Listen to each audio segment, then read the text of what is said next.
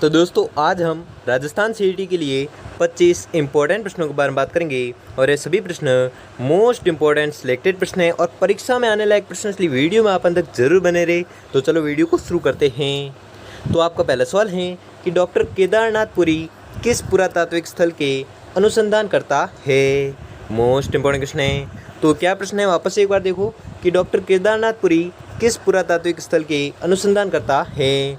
तो वह पुरातात्विक स्थल है रेड। ठीक है, रेड पुरातात्विक स्थल है जो टोंक में स्थित है और इसके जो अनुसंधान करता है कौन है, डॉक्टर केदारनाथपुरी। ठीक है, तो दोस्तों आपको 25% दिए जाएंगे, जिसमें से आपने कितने प्रश्न सही किए हैं वो हमें लास्ट में कमेंट में ज़रूर बताएं, जिससे कि आपकी प्रिपरेशन का पता चलता रहेगा। तो अगला प्रश्न देखते हैं। अगला सवाल है कि मृत्तिका शिल्प के प्राचीन प्रमाण मिले हैं। मोस्ट इंपॉर्टेंट क्वेश्चन है। तो ये जो प्रमाण है ये कहाँ से मिले हैं वो आपको बताना है। क्या है प्रश्न, वापस से देखो कि मृत्तिका शिल्प के प्राचीन प्रमाण मिले हैं, तो कहाँ से मिले हैं वो आपको बताना है। तो ये मिले हैं रंग महल से। अगला सवाल है कि निम्नलिखित में से किस स्थल से शासक मिनेंडर के 16 सिक्के प्राप्त हुए हैं। मोस्ट इंपॉर्टेंट क्वेश्चन है। वापस एक बार प्रश्न पढ़ो कि निम्नलिखित में से किस स्थल से शासक मिनेंडर के 16 सिक्के हैं जो प्राप्त हुए। तो 16 सिक्के हैं जो कहाँ से प्राप्त हुए हैं वो आपको बताने हैं।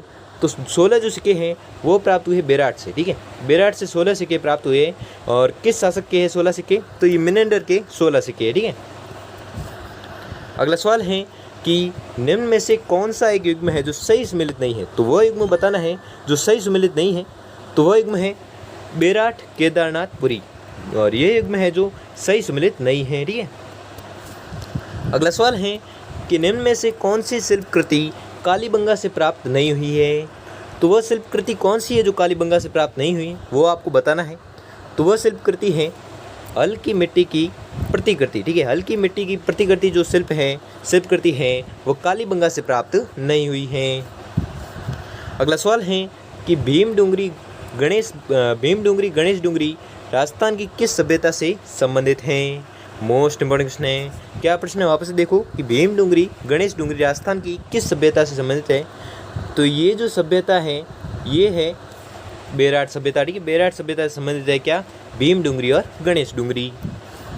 अगला सवाल है कि बौद्ध धर्म से संबंधित पुरातात्विक अवशेष कहाँ मिले हैं। मोस्ट इंपॉर्टेंट क्वेश्चन है। तो क्या प्रश्न है कि बौद्ध धर्म से संबंधित पुरातात्विक अवशेष जो हैं वो कहाँ से मिले वो आपको बताना है। तो ये मिले हैं बेराट से। ठीक है, बेराट से क्या मिला है, तो बौद्ध धर्म से संबंधित पुरातात्विक अवशेष है जो मिले हैं कहाँ से, बेराट से।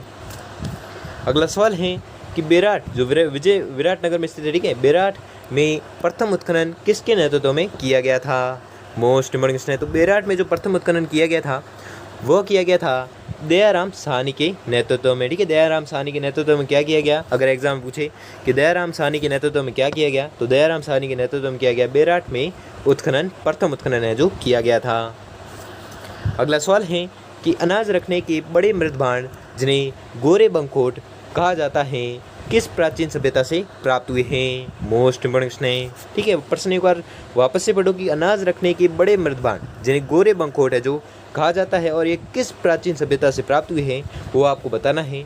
तो ये प्राप्त हुई है आर्ट सभ्यता से। ठीक है, आर्ट सभ्यता से क्या प्राप्त हुई है, तो आर्ट सभ्यता से अनाज रखने के बड़े मृद भांड जिन्हें गोरे बंकोट कहा जाता है यह प्राप्त हुए कहाँ से, तो आर्ट से प्राप्त हुए हैं। अगला सवाल है कि यूनानी राजा मिनांडर की मुद्राएं तथा इंडो ग्रीक यूनानी शासकों के सिक्के प्राप्त हुए हैं। तो ये आपको बताना है। तो ये कहाँ से प्राप्त हुए हैं, ये प्राप्त हुए बेराट से। ठीक है, बेराट से क्या प्राप्त हुए हैं, यूनानी राजा मिनांडर की मुद्राएं तथा इंडो ग्रीक यूनानी शासकों के सिक्के जो प्राप्त हुए हैं। कहाँ से प्राप्त हुए हैं, तो बेराट से प्राप्त हुए हैं। अगला सवाल है कि राजस्थान की किस सभ्यता में 11 कमरों का विशाल भवन है जो प्राप्त हुआ है। मोस्ट इंपॉर्टेंट क्वेश्चन है। क्या प्रश्न है, वापस से पढ़ो कि राजस्थान की किस सभ्यता से 11 कमरों का विशाल भवन है जो प्राप्त हुआ है। तो कहाँ से प्राप्त हुआ है वो आपको बताना है।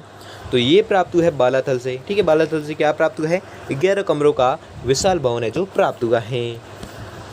अगला सवाल है कि भूकंप व तंदूर के प्राचीन साक्ष्य प्राप्त हुए हैं। मोस्ट इंपॉर्टेंट क्वेश्चन है। क्या प्रश्न है कि भूकंप व तंदूर के प्राचीन साक्ष्य जो हैं वो प्राप्त हुए, तो कहाँ से प्राप्त हुए हैं, ये प्राप्त हुए कालीबंगा से।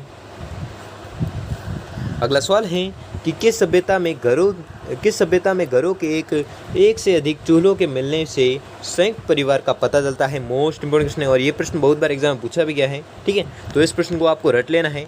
वापस एक बार पढ़ लो प्रश्न को कि किस सभ्यता से घरों में एक से अधिक चूल्हों के मिलने से संयुक्त परिवार का पता चलता है? तो वह सभ्यता है आहट सभ्यता। ठीक है, आहट सभ्यता से क्या प्राप्त होता है कि घरों में एक से अधिक चूल्हों के मिलने से संयुक्त परिवार का पता चलता है। अगला सवाल है कि जोधपुरा नामक पुरातात्विक स्थल स्थित है? मोस्ट इंपॉर्टेंट क्वेश्चन है और ये भी प्रश्न बहुत बार एग्जाम पूछा भी गया है। ठीक है, क्या प्रश्न है कि जोधपुरा नामक पुरातात्विक स्थल जो है वो किस स्थल से प्राप्त हुए हैं? पुरातात्विक स्थल है जो स्थित है, तो कहाँ पर स्थित है वो आपको बताना है। तो ये स्थित है जयपुर में। ठीक है, जयपुर में क्या स्थित है? जोधपुरा नामक पुरातात्विक स्थल है जो स्थित है। अगला सवाल है कि बेराट से मिला बाबरू शिलालेख उत्कीर्ण करवाया था? तो किसने उत्कीर्ण करवाया था वो आपको बताना है। तो ये बाबरू जो शिलालेख है वो उत्कीर्ण करवाया था किसने? अशोक ने। ठीक है, अशोक ने क्या किया? बाबरू शिलालेख का उत्कीर्ण करवाया। और ये कहाँ से मिला है बाबरू शिलालेख? तो ये मिला है बेराट से। ठीक है, जिसका उत्कीर्ण करवाया था किसने? अशोक ने करवाया। ठीक है, अगला सवाल है कि सैंधव लिपि किस प्रकार प्रयोग में ली जाती है? मोस्ट इंपॉर्टेंट क्वेश्चन है और ये भी प्रश्न बहुत बार एग्जाम पूछा भी गया है कि सैंधव लिपि जो है वो किस प्रकार प्रयोग में ली जाती है। तो आपको याद रखना है सैंधव लिपि जो है वह प्रयोग में ली जाती है दाईं से बाईं ओर। अगला सवाल है कि राज्य में संख लिपि के प्रमाण बहुतायत में किस एक स्थान से मिले हैं? मोस्ट इंपॉर्टेंट क्वेश्चन है। तो ये जो स्थान है ये स्थान है विराटनगर। ठीक है, विराटनगर से क्या मिला है? संख लिपि के प्रमाण बहुतायत मात्रा में मिले हैं। किस स्थान से? तो विराटनगर से मिले हैं।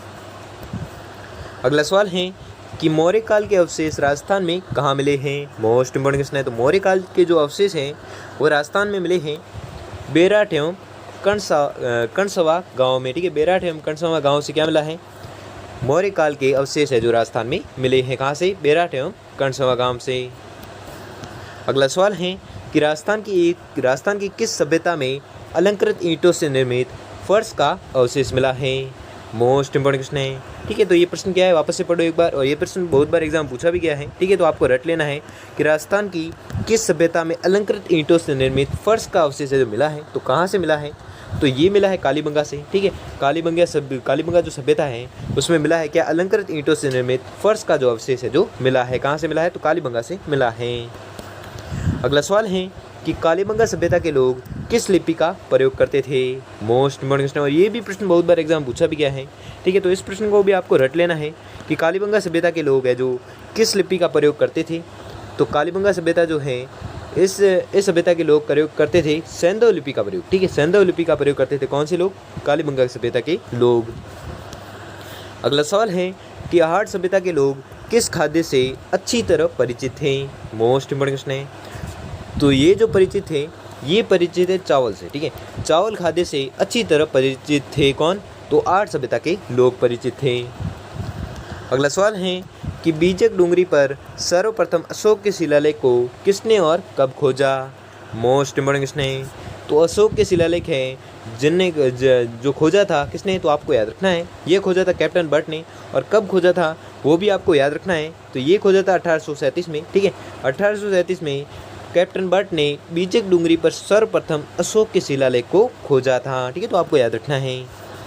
अगला सवाल है कि कालीबंगा का शाब्दिक अर्थ क्या है? मोस्ट इंपॉर्टेंट क्वेश्चन है और ये भी प्रश्न बहुत बार एग्जाम पूछा भी गया है, और ये प्रश्न के आने लायक 99% चांस है कि कालीबंगा का शाब्दिक अर्थ क्या है। तो आपको याद रखना है कालीबंगा का शाब्दिक अर्थ है काली चूड़ियाँ। ठीक है, काली चूड़ियाँ जो है कालीबंगा का शाब्दिक अर्थ है। अगला सवाल है कि 5 सांस्कृतिक युगों के अवशेष कहाँ से प्राप्त हुए हैं? तो आपको याद रखना है इसके जो अवशेष हैं ये प्राप्त हुए 9 से। ठीक है, 9 से क्या प्राप्त हुए हैं? 5 सांस्कृतिक युगों के अवशेष है जो प्राप्त हुए हैं। अगला सवाल है कि किस प्राचीन ग्रंथ में बेराट का उल्लेख है जो मिलता है? मोस्ट इंपॉर्टेंट क्वेश्चन है, ये भी प्रश्न बहुत बार एग्जाम पूछा भी गया है, तो इस प्रश्न को भी आपको रट लेना है, कुछ भी करके याद कर लेना है कि किस प्राचीन ग्रंथ में बेराट का उल्लेख है जो मिलता है। तो आपको याद रखना है बेराट का उल्लेख जो मिलता है वो मिलता है महाभारत काल से। ठीक है, महाभारत काल में मिलता है क्या? महाभारत ग्रंथ में मिलता है। ठीक है, महाभारत ग्रंथ में मिलता है क्या? बेराट का उल्लेख। तो दोस्तों आपको 25% दिए थे, जिसमें से आपने कितने परसेंट सही किए हैं वो हमें जल्दी से जल्दी कमेंट करके जरूर बताइए। और अगर आपके लिए वीडियो थोड़ा भी हेल्पफुल साबित हुआ तो वीडियो को लाइक, और चैनल पर नए हो तो चैनल को सब्सक्राइब कर लीजिए और बेल आइकन को प्रेस कर लीजिए, जिससे कि वीडियो की नोटिफिकेशन आपको मिलती रहेगी। धन्यवाद।